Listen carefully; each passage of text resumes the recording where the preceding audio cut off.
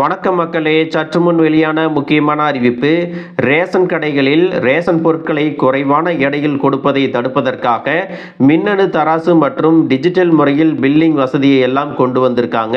அதோடு தற்பொழுது பண மோசடிகள் நடந்துவிடக்கூடாது அப்படிங்கிறதுக்காக மற்றும் ஒரு புதிய வசதியை தமிழ்நாடு அரசு அறிமுகப்படுத்த போறாங்க. அது என்ன திட்டம், இதனால் யாருக்கெல்லாம் பலன்கள் கிடைக்கும் அப்படிங்கிற கூடுதலான விவரங்களை தெரிஞ்சுக்க இந்த வீடியோவை ஸ்கிப் பண்ணாம கடைசி வரைக்கும் பாருங்க. அப்பதான் நாங்க சொல்லக்கூடிய தகவல்கள் முழுசா உங்களுக்கு தெரியும். இப்போ வாங்க வீடியோக்குள்ள போயிடலாம். மக்களே, தமிழ்நாட்டில் உள்ள அனைத்து ரேஷன் கடைகளிலும் பண மோசடிகள் நடப்பதை தடுப்பதற்காக தமிழ்நாடு அரசு புதிய ஒரு திட்டத்தை அறிமுகப்படுத்த போறாங்க. அது என்ன திட்டம் அப்படின்னு பார்த்தீங்கன்னா, யூபிஐ அப்படின்னு சொல்லக்கூடிய நேரடி பண பரிவர்த்தனை முறையை கொண்டு வர போறாங்க. அடுத்த ஒரு வருடத்திற்குள் இந்த திட்டத்தை தமிழ்நாடு முழுவதும் இருக்கக்கூடிய 37,328 ரேஷன் கடைகளில் இந்த யூபிஐ பண பரிவர்த்தனை முறைகள் செயல்படுத்தப்படும் அப்படிங்கிற அறிவிப்பை வெளியிட்டிருக்காங்க. இதுல என்னென்ன முக்கிய அம்சங்கள் கொடுக்க போறாங்க அப்படின்னு பார்த்தீங்கன்னா, தற்பொழுது மாநிலத்தில் வெறும் 10,661 கடைகளில் மட்டுமே டிஜிட்டல் பரிவர்த்தனை வசதிகள் உள்ளது. இந்த புதிய திட்டம் செயல்பாட்டுக்கு வந்தவுடன் அனைத்து ரேஷன் கடைகளிலும் யூபிஐ வசதி கிடைக்கும் அப்படின்னு சொல்லியிருக்காங்க. இந்த வசதி மூலம் வாடிக்கையாளர்கள் எளிதாகவும் பாதுகாப்பாகவும் பணம் செலுத்த முடியும் அப்படிங்கிறத சொல்லியிருக்காங்க. இந்த திட்டத்தின் மூலம் பணம் கையாடல் சம்பவங்களை தடுக்கவும் வெளிப்படைத்தன்மையை அதிகரிக்கவும் அரசு இலக்கு நிர்ணயிச்சிருக்காங்க.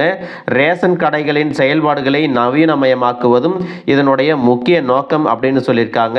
மேலும் ISO தரச்சான்றிதழ் பெறும் முயற்சிகளுக்கு இந்த யூபிஐ வசதி உறுதுணையாக இருக்கும் அப்படிங்கிற அறிவிப்பை வெளியிட்டிருக்காங்க. இந்த திட்டத்தை செயல்படுத்துவதற்காக தமிழ்நாடு அரசு எல்காட் நிறுவனம் மூலம் ஒரு POS கருவி, ஸ்கேனர் மற்றும் தானியங்கி பில்லிங் இயந்திரம் ஆகியவை அடங்கிய ஒரு தொகுப்பை கொடுக்க போறாங்க. இதற்காக ஒரு கடைக்கு சுமார் 20,000 வரை செலவாகும் என்று மதிப்பிடப்பட்டுள்ளது. இந்த திட்டம் ரேஷன் கடைகளின் நிர்வாகத்தை மேம்படுத்த உதவும். அது மட்டுமல்லாமல் ரேஷன் கடைகளின் தரத்தை மேம்படுத்த அரசு பல்வேறு நடவடிக்கைகளை எடுத்து வருகிறது.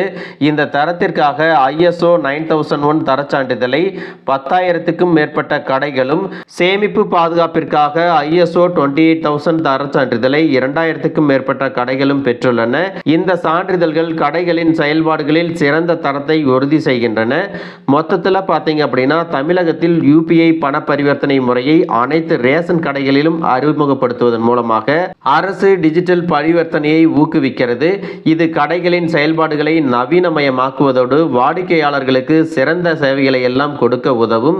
அது மட்டுமல்லாமல் தமிழ்நாடு அரசு இன்னொரு மகிழ்ச்சியான அறிவிப்பையும் வெளியிட்டிருக்காங்க. அது என்ன அப்படின்னா, கூட்டுறவுத்துறையின் கீழே நியாய விலை கடைகளில் இருக்கக்கூடிய 3,353 காலி இடங்களை நிரப்பவும் தமிழ்நாடு அரசு முடிவு செஞ்சிருக்காங்க.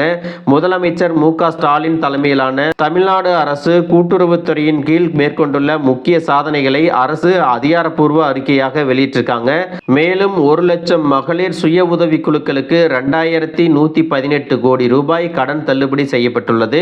சுய உதவி குழுக்களுக்கான கடன் உச்சவரம்பு 20 லட்சம் ரூபாயிலிருந்து 30 லட்சம் ரூபாயாக உயர்த்தப்பட்டிருக்கிறது. விவசாயம் சார்ந்த நடவடிக்கைகளை ஆதரிக்கும் வகையில் 11.88 லட்சம் விவசாயிகளுக்கு 6,372 கோடி ரூபாய் கடன் வழங்கப்பட்டுள்ளது அப்படின்னு சொல்லியிருக்காங்க. மக்களே, இந்த தகவல் உங்களுக்கு ரொம்பவே பயனுள்ளதாக இருந்திருக்கும் அப்படின்னு நினைக்கிறேன். இது போன்ற அரசு அறிவிக்கிற அனைத்து உண்மை அப்டேட்டுகளையும் தெரிஞ்சுக்க நம்ம சேனலை சப்ஸ்கிரைப் பண்ணுங்க. வீடியோ பிடிச்சிருந்தா ஒரு லைக் பட்டனையும் தட்டி விட்டுருங்க. தேங்க்யூ ஃபார் வாட்சிங்.